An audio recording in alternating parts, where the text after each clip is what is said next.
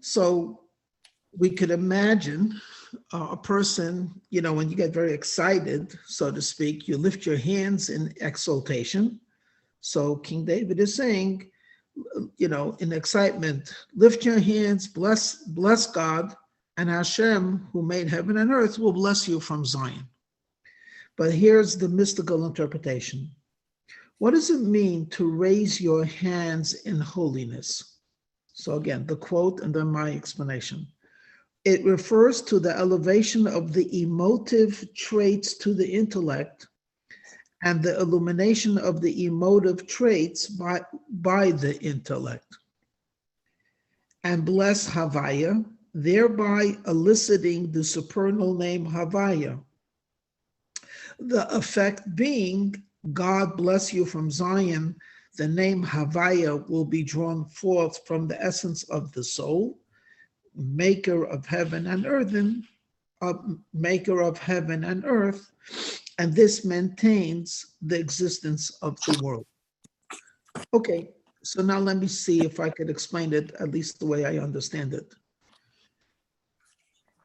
We have a head, right, which by and large is the seat of intellect.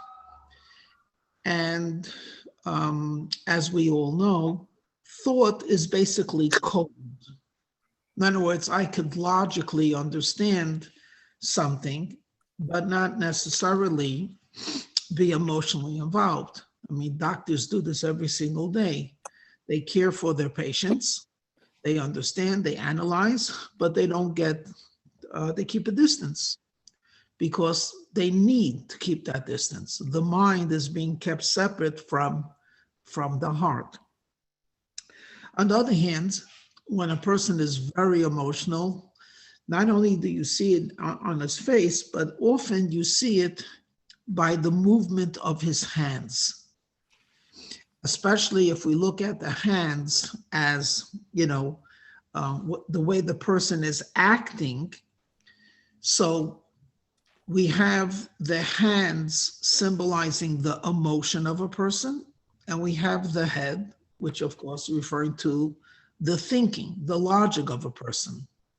King David says, David HaMelech says, Su'u yedechem kodesh, raise your hands upwards, bring the emotions into the brain, and have the brain have an effect on the emotion. So again, when we talk about spirituality or holiness, all of us have experience going to a class where we understand the godly thought of it. It's like really beautiful, makes a lot of sense. And yet our emotion is not necessarily fired up to love and fear God, though the whole class was about loving and fearing God. So there's a disconnect. But Suyedechem Kodesh Uvarchu Es Havaya, if you could lift your hands to your head and bring the emotions to be affected by the thought, then Uvarchu Es Hashem, you're able to draw forth the God's supernal name. Now we all know that there are actually many more, but there are 7 formal names of God, which is forbidden to say in vain, and certainly forbidden to erase. The highest or the greatest expression of all of these names is the 4-lettered name of God, which begins with the Yud, continuing with the Hey, continuing with the Vav, and concluding with the Hey, which we mispronounce deliberately, and we call it Havaya. So when you're able to bring mind and heart together, you will bless. Bracha. Bracha basically means to bring forth, to elicit, to make apparent. When we do that, when we're able to raise our hands in holiness, then the Havaya, Hashem's presence, will be revealed. Now, Sion, if I told you the word Sion, right, we all know that it refers to Jerusalem. Ki mitzion teitze Torah, right? Advar Hashem Yerushalayim, from Zion comes Torah. But the word Sion, and this is another discussion in itself, but the word Sion actually means a sign. Every Jew has a sign, as if almost like a flag, that demonstrates he is a Jew, he is a godly person. That's called Sion, the essence of his soul. So when we bring the emotion into the brain, and the brain has an effect on the emotion, this causes that Hashem's name becomes revealed. Then God blesses you from Zion, from the essence of your soul. You begin to feel the truthfulness of Hashem. Osei Shemayim Va'aretz, and this will maintain heaven and earth. Okay. I'm sure it's much deeper than that, but that's the Rebbe's thought. Okay, we are ready to continue in the Holy Tanya. We finish letter number 8, and we start number 9. The last 2 letters was about the idea of tzedakah, and one of the main themes of tzedakah was the idea of tzedakah reveals godliness on earth, and it reveals Hashem's presence on earth in a much more powerful way than other mitzvahs. In this letter that we're going to read, it's very, very clear what the Rebbe is going to be pushing, and that is, we often say charity begins at home. Okay, now I'm paraphrasing. We'll read this inside, but I'm paraphrasing. So in English, we have an expression, charity begins at home. What does that mean?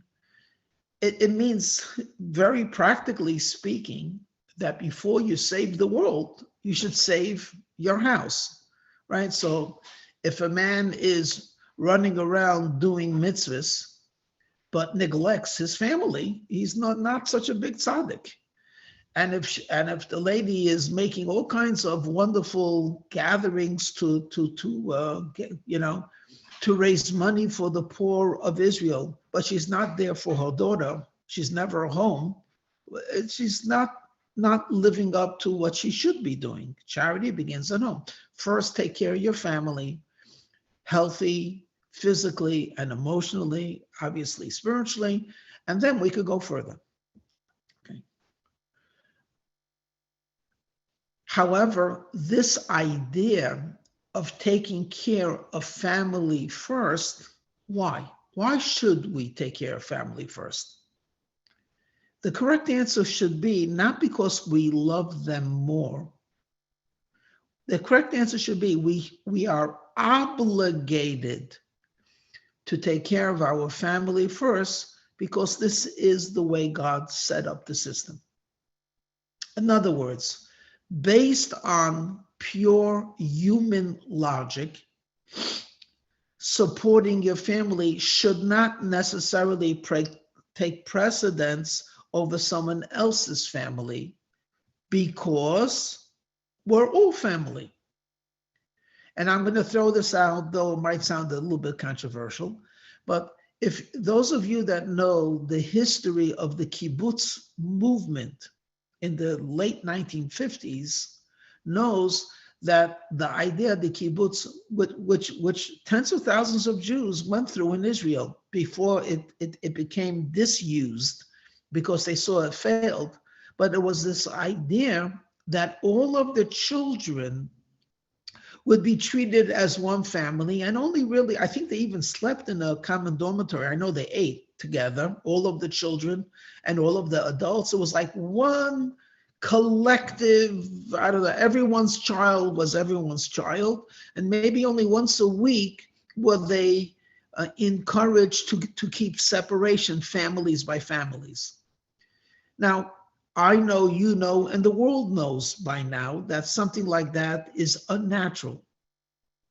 But logically speaking, it makes a lot of sense.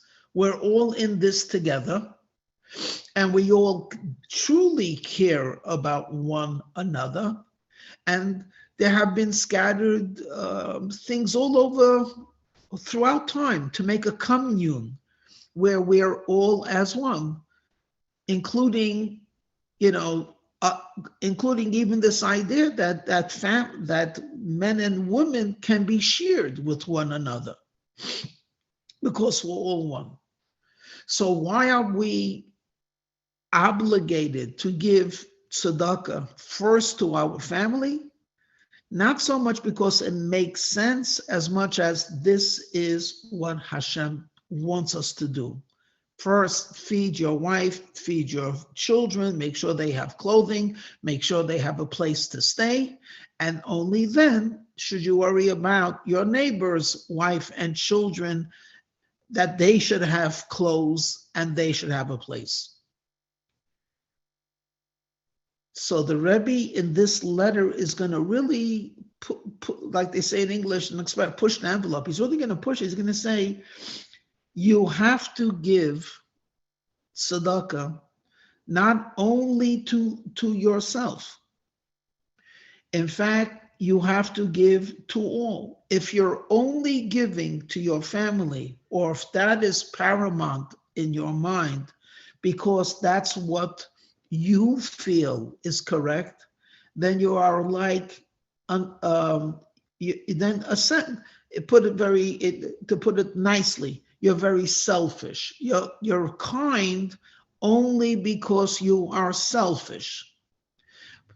But if you understand that everyone's family is equally worthy, it's just that there's a precedence which precedes which, then you could be kind, not out of selfishness, but out of goodness. Okay, why don't we begin reading the letter? And the letter has a beautiful beginning. So it's on page 226.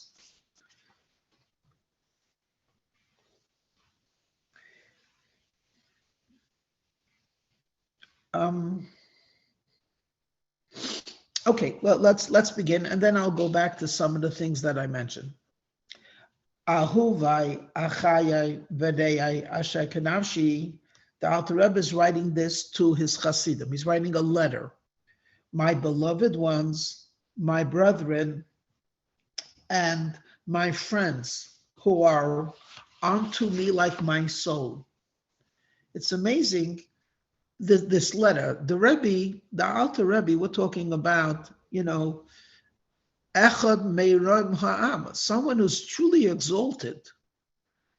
I mean, people that go to certain colleges, that most of their friends are in the same intellectual level, or people that are in a very high economic strata, like the billionaires, usually have the friends of a similar background. Very few people are humble enough or even exposed enough to have friends from throughout the entire spectrum of humanity. The Alter Rebbe spiritually is a great mountain, but when he writes to his Hasidim, and by extension to all of us, he calls them friends, my beloved friend.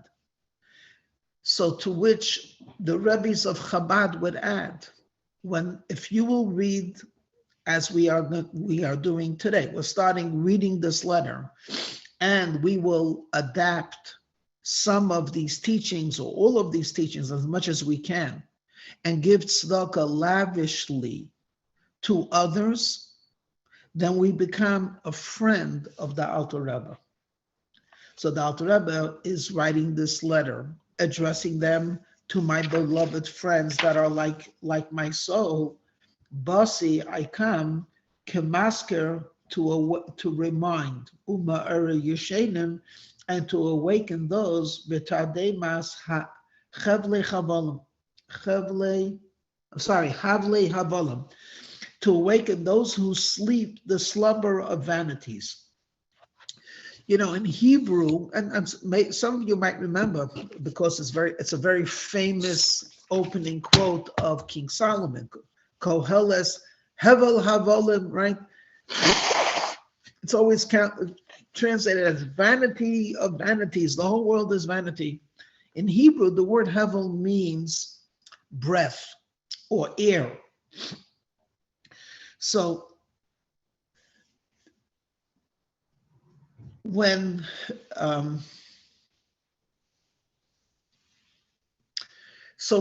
people are living in this world and spending their time and putting their effort in I don't know, acquiring another physical something.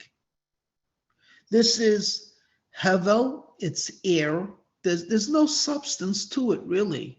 And it's not only one level of nothingness, of insignificance, but it's vanity of vanities. Because they don't really, they're unsubstantial or insubstantial. They don't really have a true existence. So when a person is in this world and he's on the level of sleeping and he's involved in the vanity of all vanities, so yabitu lirais, let them look and see. Liyas kol yafsham yisham v'cheftzam umagmosam l'chol behem chayeruchem. Let them look and see that in all their striving and longing and aiming and everything on which the life of their spirit depends is bound up, should be bound up, b'makar mayim chayim, in the source of living waters, Chai HaChayim, Hashem, who's the life of all life, the life of life. Kol Yemei Chayim, all the days of their life, Minafesh Basar, in respect to the soul as well as to the flesh. Dahainu, that is, Kol Mili da Alma, all mundane manners, the Iske Parnasa, and in the means in which we earn livelihood, lo yiyu, they should not be ki'ilu da avdan legamaya, like those who do it for their own sake. But lo yiya beis Yisrael k'chol hagoyim, and let not the house of Israel be like the Gentiles. The zonin umafarnasin umekum in nashayu uvanayim me'ava. They feed and they provide and they esteem their wives and children out of love. But it's a selfish love. Rather, his love should be holy. Ki mi ka'amchi Yisrael gayachad ba'aretz. After all, right, in the book of Divrei Hayamim, it says, who is like your people Israel? They are a unique nation on earth. Siv. Dahainu, what does that mean? They are a unique nation. Dahainu, that is, Shagam b'inyonei eretz. Even when they're involved in earthly matters, lo yafridu me'echad ha'emes chas v'sholem, they will not be separated from the true oneness of Hashem. Okay. So we ended 3 lines from the top on page Kuf Yud. Let's go over this again. Okay. There are many ways we could say that the Jewish people, the Jewish nation, are unique. Many ways we could describe their uniqueness. But the Alter Rebbe focuses over here on something really magnificent. The expression is who it could be likened to Israel. And now listen to the 3 words: Goy echad ba'aretz, one nation on earth. Without the Hasidic interpretation, it would be, look around, there are billions of people. Amongst the billions of people, there is the nation of Israel, and they're special. Without the Rebbe's, but there's no definition of why they're special. It's a statement. Look, God, look around. There is no people like your people on earth. Okay, beautiful. But in what way? So, of course, we could say, and it's, it's bolet, it sticks out. Well, we have a beautiful, and to pardon the expression, we have a beautiful religion. But then we have to take a step back and ask, okay, we do have a beautiful religion. And the reason why I put it in italics is because religion is not a very good word to use to describe Judaism or to describe a Jew living on earth. But for lack of a better word, for now we'll use the word religion, the Jewish religion. But aren't there hundreds, if not thousands, of religions? Some very well known, world religions, some not very well known. And each one feels that they are unique, they are special, they are beautiful. So we say to Hashem, look, Hashem, is there another nation like Israel on earth? No, we're Goy Echad Ba'aretz. We're one nation on earth that you chose. But we still are trying to look for the secret. What is it unique about Israel? So here the Alter Rebbe explains the word itself conveys this idea. Goy Echad, they are Goy. Goy doesn't mean Gentile. Goy means nation. Goy, they are a nation. Echad, they are one, not only referring to the nation, but they talk about God's oneness. Goy, they're a nation as Echad Ba'aretz. They're one with God. Ba'aretz, even when they are involved in earthly things. Okay, so now let's revisit a theme that I've shared with you many, many times.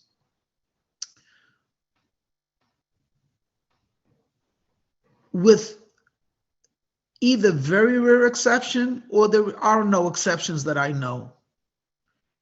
When people think about a discipline of life, which I'm going to call religion, when people are religious, that means they accept upon themselves a code, or I use the word, a discipline.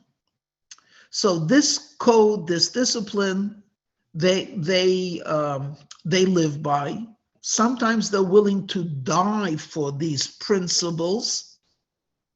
But what's mostly interesting is that there's a separation between the principle or the religion and life itself. So let's sketch a very broad picture, okay? If you look at the average human being, and we made a long list of what are the activities of an average human being,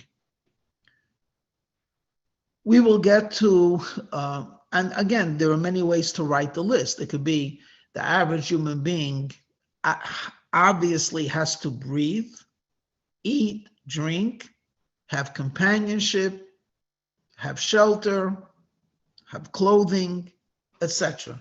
Okay. When you look at the religions, you will see that part of the day is dedicated to a certain concept. Part of the week, part of the month, part of the year. In other words, there's a time element, whether it be 2 hours meditation in the morning and 2 hours meditation at night, or only a quick service once a week.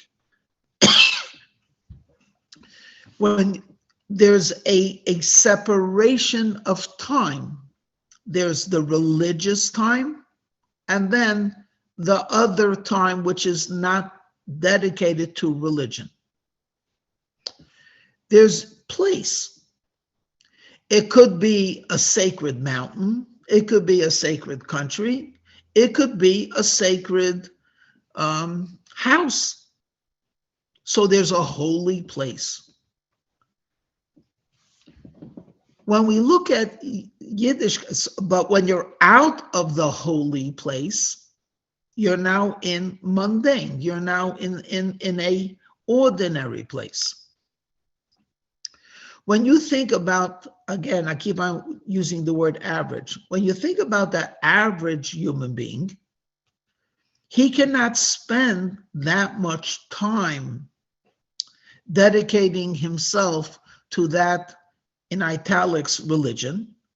So he respects those that do. So there's a priest, there's a monk, there's a nun, there's an imam, there's a guru, there's a Buddhist teacher. I don't know what actually the titles are. It's a rabbi, lahavdil. I don't know what the titles are, but essentially these are the people that say, you give an hour a day, we give actually 18 hours a day. You go once a year or once a lifetime to a certain place, we live in that place, or we're most of the year we're there. When you look at Yiddishkeit, true Yiddishkeit, there really is no separation. There is no separation. Because a Jew has to serve God 24/7. Yes, we do have Shabbos, but the same way we have Shabbos as a mitzvah, we are commanded by God to dedicate 25 hours of the week to celebrate Hashem's existence in a certain way.